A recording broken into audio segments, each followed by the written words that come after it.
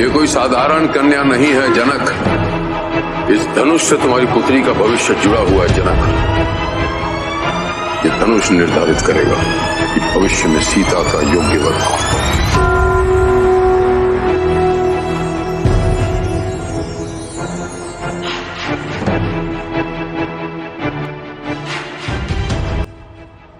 श्री राम को वनवास।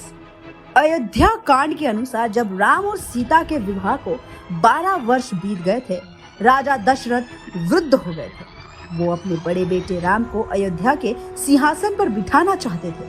तब एक शाम राजा दशरथ की दूसरी पत्नी कैकेयी अपनी चतुर्दशी मंत्रा के बहकावे में आकर राजा से 2 वचन मांगने लगी, जो राजा दशरथ ने कई वर्ष पहले कैकेयी को देने का वचन दिया था। कैकेयी ने राजा दशरथ को अपने पहले वचन के रूप में राम को 14 साल के लिए वनवास और दूसरे वचन के रूप में अपने पुत्र भरत को अयोध्या के सिंहासन पर बिठाने के लिए कहा। कैकेयी के दोनों बातें सुनकर राजा दशरथ का दिल टूट गया। न चाहते हुए भी राजा दशरथ ने अपने प्रिय पुत्र राम को बुलाया और उन्हें 14 वर्ष के लिए वनवास जाने को कहा। राम ने बिना किसी विरोध के अपने पिता राजा दशरथ की आज्ञा स्वीकार कर ली। जब सीता और लक्ष्मण को भगवान राम के वनवास का पता चला तो उन्होंने भी श्री राम के साथ वनवास जाने का अनुरोध किया। जब राम ने अपनी पत्नी सीता को अपने साथ वन में जाने से मना कर दिया, तब सीता ने भगवान राम से कहा कि जिस वन में आप जाओगे वो मेरी अयोध्या है और आपके बिना अयोध्या मेरे लिए नरक है। इस दौरान भरत, जो अपने मामा के यहाँ गए हुए थे, अयोध्या की घटना सुनकर बहुत ही ज्यादा दुखी हुए। भरत ने अपनी माता कैकेयी को अयोध्या के राज सिंहासन पर बैठने से मना कर दिया और वो भी अपने भाई राम को ढूंढते हुए वन में चले गए। वन में जाकर भरत राम, लक्ष्मण और सीता से मिले और उनसे अयोध्या वापस लौटने का आग्रह किया। राम ने अपने पिता की वचन का पालन करते हुए अयोध्या वापस नहीं लौटने का प्रण लिया और तब भरत ने भगवान राम की चरण पादुका अपने साथ वापस अयोध्या ले गए, उन्हें ही सिंहासन पर रख दिया। अब बात करते हैं अरण्य कांड की। भगवान राम को वनवास हुए 13 वर्ष बीत चुके थे। वनवास का अंतिम वर्ष चल रहा था। भगवान राम, सीता और लक्ष्मण गोदावरी नदी के तट पर जा रहे थे। सीता जी को गोदावरी के पास का स्थान बहुत अच्छा लगा। उस स्थान का नाम पंचवटी था। भगवान राम ने अपनी पत्नी की भावना को समझते हुए शेष वनवास को वहीं बिताने का निश्चय किया, जहां उन्होंने अपनी कुटिया बनाई थी। पंचवटी के जंगलों में एक दिन शूर्पणखा नाम की राक्षसी औरत उनके पास पहुंची, जो लक्ष्मण को अपने रंग रूप से लुभाना चाहती थी, जिसमें वो असफल रही।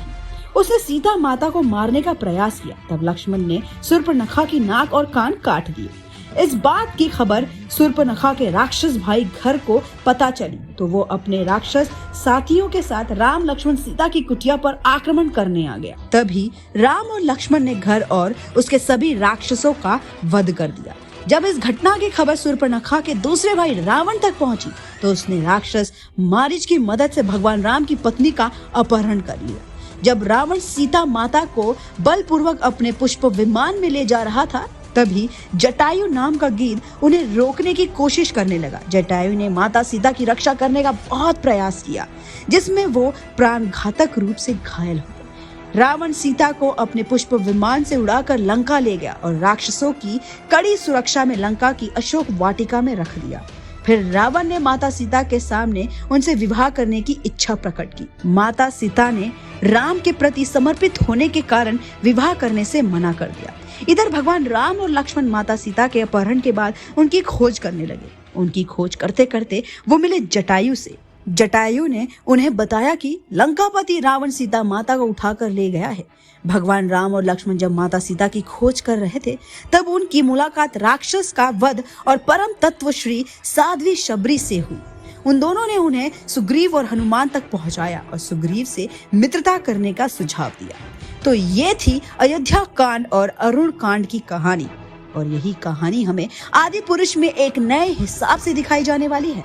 तो कैसी लगी आपको ये video? Let us know in the comment.